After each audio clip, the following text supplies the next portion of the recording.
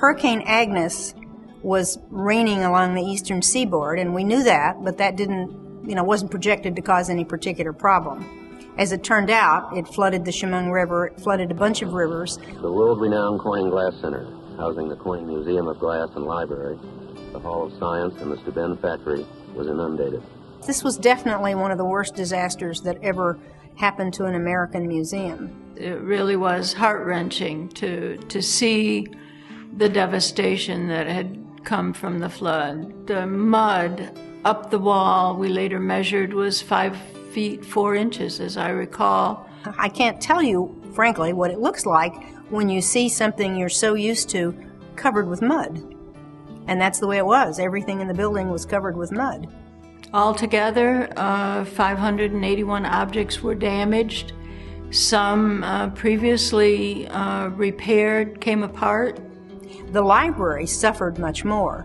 Our case of rare books and manuscripts fell forward into the mud and the floodwaters. The books were falling out of the shelves. File cabinets were swelling from the water.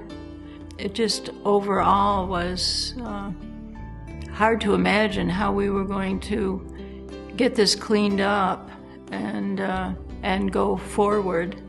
It was a big process to get everything cleaned and repaired. And, although I must say, we got the museum open again in less than 6 weeks. The powers that be, Mr. Buechner being the one that made the decision, felt we should be open by August 1st.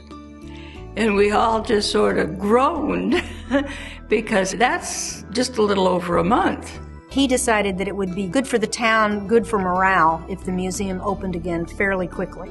And the tourists came back, and just so that we cleaned ourselves up and looked as if we weren't perhaps as damaged as we were. So we just put our shoulders to the wheel, and we made his dream come true. We were all of us shocked at the destruction and very anxious to get it corrected and get it clean and get it open again. And I think we all felt that that would make us feel better. And it did. I mean, the day it opened again, we were all quite happy.